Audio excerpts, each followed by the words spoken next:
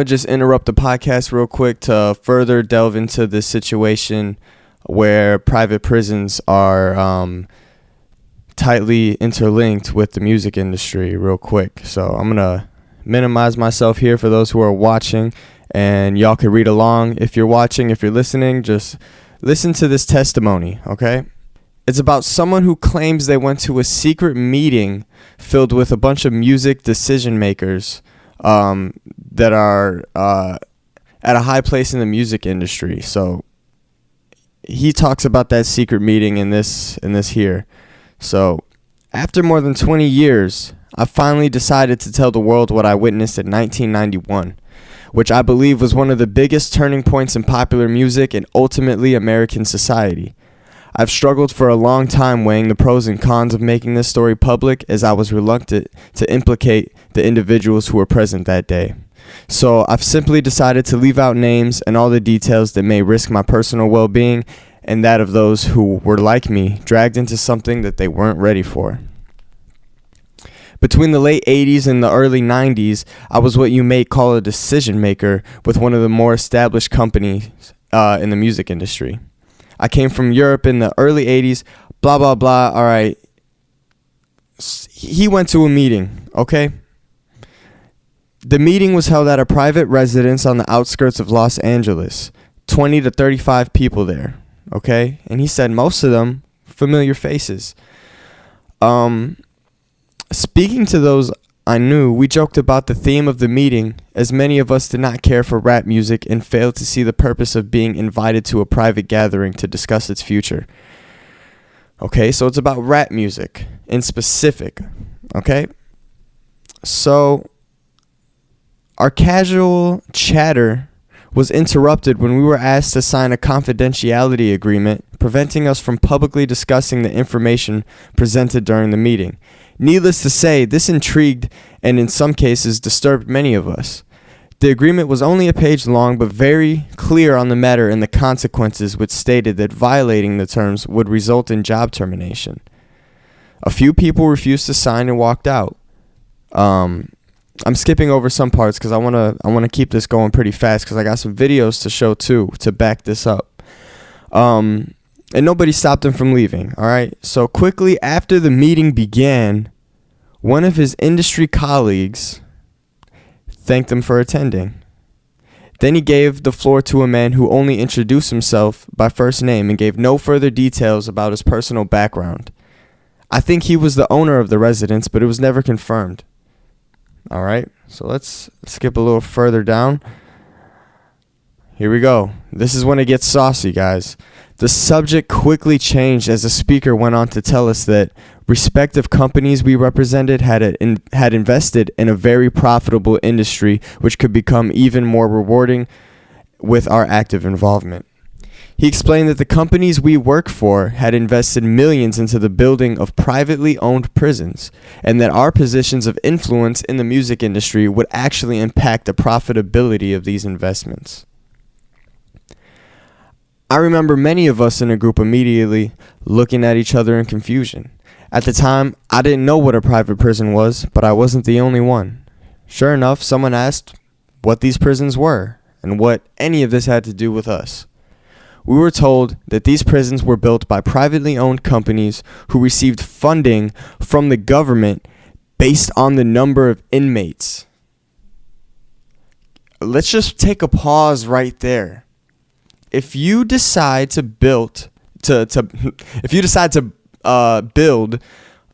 prison, the government will give you funding based on how many inmates you have. That creates an incentive to create inmates, to promote illegal activities. The more inmates, the more money the government would pay these prisons. It was also made clear to us that since these prisons are privately owned, as they become publicly traded, we'd be able to buy shares. Most of us were taken back by this. Again, a couple of people asked, what does this have to do with us?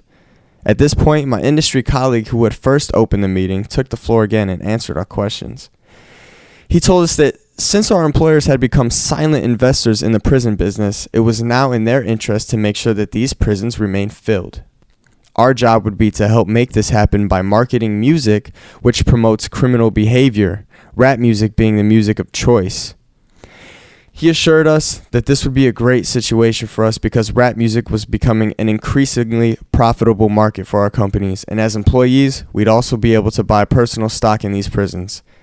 Immediately, silence came over the room. You could have heard a pin drop. I remember looking around to make sure I wasn't dreaming and saw half of the people with dropped jaws. Okay, let's go further. But, well, maybe that's all we have to read. Okay, let's just see what Crazy Bone from Bone Thugs and Harmony has to say about this real quick. Because he has said something about this. Why ain't I see you around back when I was down? You made an interesting statement that I want to just kind of see if you can elaborate on. You said that you I know you had said somewhere, I think it was on your podcast, that there was a big meeting, you know, with the record labels in terms of and basically the record labels and the owners of the prisons are in cahoots. They're the same people. Yeah. You really believe that's a thing? Man, yes, it could be. There's a lot of big corporations that have ownership in prisons. It's rich black people that got ownership in prisons. Right. They just don't go around bragging about. That's one big move they don't go around bragging about. You know, bro, it's no secret, bro. Yeah. Like, you know what I'm saying? So this is like, Crazy Bone from Bone Thugs and Harmony. So you feel as a lot of you youngins may not know about Bone Thugs and Harmony, but hey man, there's a lot of folks who do know about Bone Thugs and Harmony and how they were one of the first very popular rappers or rap groups. And I'm sure that maybe they were told to rap about certain things. I'm gonna see if this goes any further than this because I haven't really seen this clip. But basically, they own the prisons and they're using the music to market. You know, basically niggas to do what they do and get locked up. That's Crazy Bone's testimony. Now let's look at Kanye West, someone who very famous rapper, probably one of the most famous besides like Drake and stuff. Let's see what he has to say about this topic. And then the algorithm, you know what I'm saying? The 808. The 808 exists in the lowest chakra of your body. The majority of content that's related to the 808 is killer or sexual content. The original 808s was even off pitch. So that meant it's an actual sound in the track that you don't realize is there that is fucking up your entire frequency. Right. And now today, every time I hear a car come out, it's 808. But if you think about African music and hip hop and when we was breakdance to, it was light. The percussion. It was upbeat. It was the drums. And then the algorithm. So he's kind of talking about the programming frequency in the music. So not only are they rapping lyrics, you know, that are promoting this type of stuff, the music is at its lowest frequency, you know?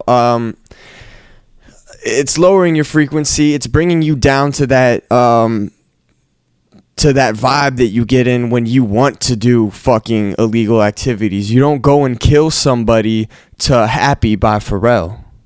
You know what I mean? And Happy by Pharrell is its own type of mind control, in my opinion.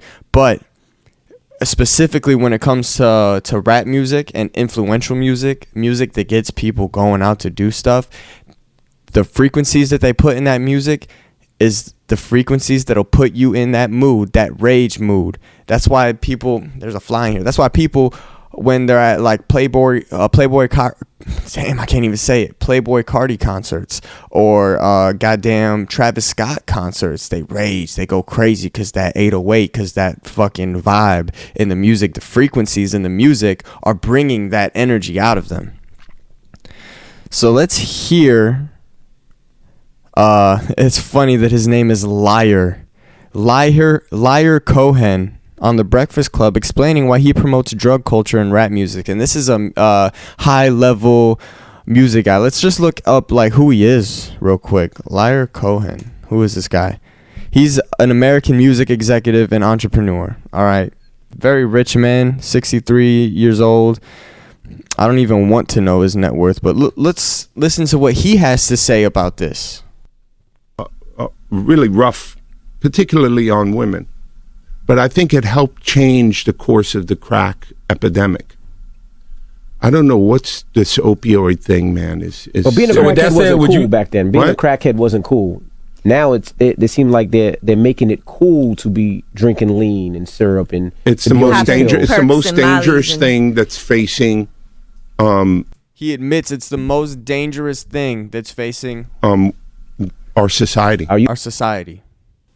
The most dangerous fucking thing. He admits to that. All right. Let him speak. So why sign an artist that would promote that? Good question. Because I already answered that question. You weren't paying attention. I already answered that question. You weren't paying attention. God, what a fucking pussy. Oh my God. Okay, sorry. Asked me talent or issues, and I said talent. But I have to. I can't give up on people. But I'm saying that's hypocritical, though. You're saying it's opportunistic. Yeah. I got people to feed. I got a business to run. You're gonna make Dame Dash take this clip and call you a culture vulture. A culture vulture. But it's not even that he's a culture vulture. He is taking part in creating the culture. These people are promoting certain things to be popular, to become the culture, but really it's just programming.